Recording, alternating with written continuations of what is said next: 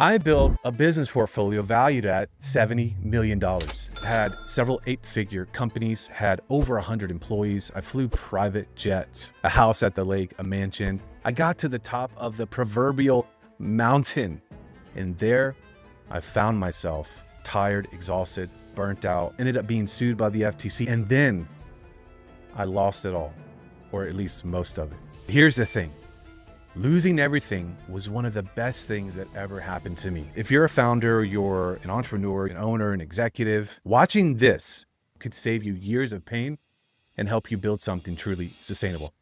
My name is Chris Evans, and this is the story of my rise, the crushing responsibility, the devastating reckoning, and ultimately my rebirth as an entrepreneur. So let me paint you a picture of 2016 to 2021. I was absolutely on fire. We had Traffic and Funnels and Sales Mentor, my coaching and consulting businesses, scaling like a rocket ship, multiple other companies in the portfolio. Revenue was climbing month after month. The energy was intoxicating, almost addicting. You know that feeling when it's almost like everything you touch seems to turn to gold? That felt like me. People would literally say, Chris, whatever you touch turns to gold. I was driven by pure ambition. I wanted to prove I could build something massive. I came from rural Virginia, not much in my pocket. Now I was playing big. I was on the main stage, so to speak. Digital marketing was exploding. Everyone needed what my partner and I were selling. My team was incredible. And we had scaled this business to over 100 people. We had this 20,000 square foot office space. I remember walking through those halls and seeing the team, and I thought, I built this. It was a validation that was pretty incredible. And the numbers, they just kept climbing. 6 figures became 7 figures, became 8 figures. And by 2021, the business portfolio was valued at $70 million. I was living the entrepreneurial dream, multiple houses, the respect of my peers, everything that I thought I wanted. Here's what I didn't realize at the time. I was building a house of cards, and I was about to learn that the higher you climb, the further you might fall, especially if your identity is built on the success of your business. Success sounds glamorous until you realize what it actually costs. When you're responsible for over 100 people's livelihoods, that weight hits different. These weren't just employees. These were people with families and mortgages and dreams. They were counting on me to make the right decisions. Every choice I made rippled through the entire organization. Expand too fast, people's jobs are at risk. Don't expand fast enough, we might lose market share and people's jobs are at risk. The decisions that used to be easy when it was just me and my partner became crushing when they affected so many lives. The pressure was relentless. Everyone's watching your moves, especially when you have some notoriety and people know who you are. Clients expecting miracles, team members looking to you for direction, partners wanting you to perform at a certain level.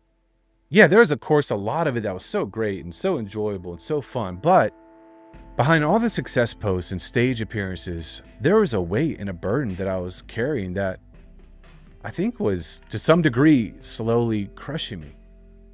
But I thought that's just what success looked like. This was the price that you pay to play at this level. And I was wrong. The truth is, I was building everything on the wrong foundation. My identity was completely wrapped up in my business. My worth was tied up in the numbers, and my ability to produce. My value as a human being fluctuated with our monthly revenue. That's not responsibility. That is slavery. I was about to learn that lesson the hard way. October 2021. I'll never forget that day. I was sitting in the dentist chair, not my favorite place, when my phone starts blowing up. Dude, did you see that you're on the list? The FTC had just released a warning letter to over 1,000 companies. My business was on that list. I was sick to my stomach. We immediately shut ads down. We hired the best FTC attorneys that money could buy. But at that point, the damage was done. The stress was unbearable. I couldn't sleep. I couldn't think straight. I didn't know how to work myself out of this problem. And here's the brutal truth. I was already burnt out before this happened. I think I already wanted to slow my life down. I'd been running on empty for several months, maybe even years. I think this was the final straw. By June 2022, I was done. Completely spent. I was at an emotional, physical, spiritual deficit. I could barely string sentences together. So at this point, I left the business, handed over to a new CEO. My partner had left the business. I was exhausted. I didn't even know if I could go back. I wasn't going to get in there and fix anything. The new CEO did an admirable job, but I think the season was just over. So we decided to just shut this business down and move on with our lives. Service out our clients, let the team know. And then a month later, we got hit by the FTC with a lawsuit. All those years of building like that, it was gone. But you know what the real wake-up call was? Even with all that external success, I never truly felt fulfilled, at least fulfillment that lasted. There was this gnawing feeling that was always there that something was missing. Even though I tried to fill it with money, it didn't fill it. I realized I'd been trying to fill the holes in my soul with external validation. When all that external stuff got stripped away, I had to face the truth.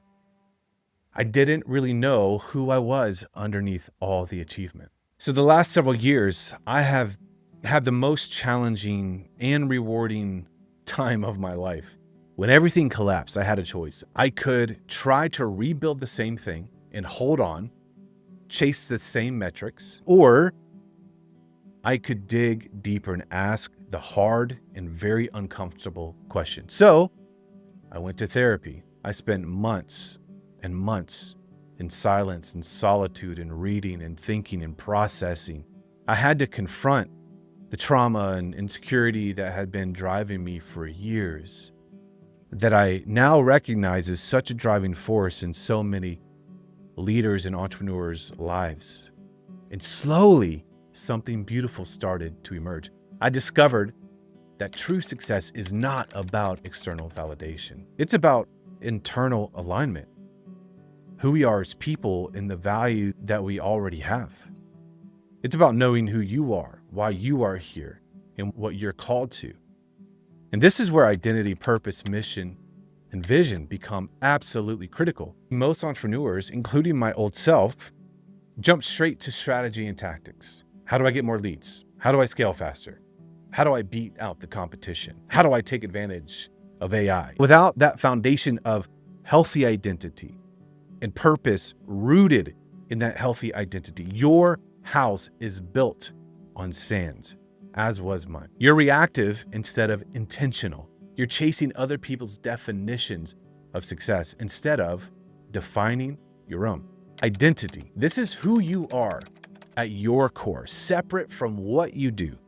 For years, I thought I was my business. I was my money. I was my success. I was my production.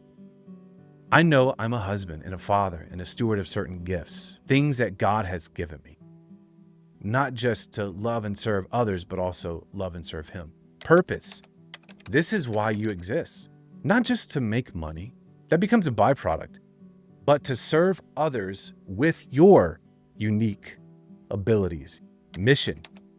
This is what you are called to do specifically. For me, it's helping founders build sustainably aligned businesses through good stewardship and strategic frameworks that can serve others well. Vision. This is what's possible when you live out your purpose in your mission. With these 4 things, everything changes. Your decisions become easier because you have a filter, a mental model that's rooted in health and intentionality. Your strategies become more effective because they're rooted in authenticity of who you truly are. Your success becomes sustainable because it's not dependent on an external validation. It flows from who you truly are and your natural gifts and your natural abilities that you now can cultivate and develop. So I'm rebuilding now, but it's different. Instead of chasing the biggest possible outcome or opportunities, I'm focusing on the right outcomes for me. Instead of force, I'm finding flow. And that's my focus. Who am I? What has God given me? How can I operate out of those things that are natural, cultivate those things? And there's so much more fulfillment. I make way less money now. I have way less assets now, but I have so much more joy and fulfillment and contentment in this process. Instead of operating out of ego and how can I be the best or one up my competitor or show people that I'm the man, my focus has become service. How do I serve? How do I love my neighbor? And you know what? It's amazing how much more peace and joy and contentment I have in this process. Even compared to the height of my quote, success. If you're a leader, founder, owner, entrepreneur watching this, I want you to hear me clearly. You don't have to learn this lesson the hard way like I did. Most founders and owners I talk to are making the same mistakes. They're building their identity around their business results, their production. They're chasing tactics without alignment or strategies, and many of them are miserable. They're exhausted. Even when they're, quote, successful, I find that they're often very miserable. Maybe they feel trapped or a prisoner or just unsatisfied. And here's the truth. Without clarity on a true healthy identity and purpose first, you're constantly going to be reactive. Every new challenge, every market shift, every competitor sends you scrambling because you don't have an anchor. Your anchor is that true healthy identity.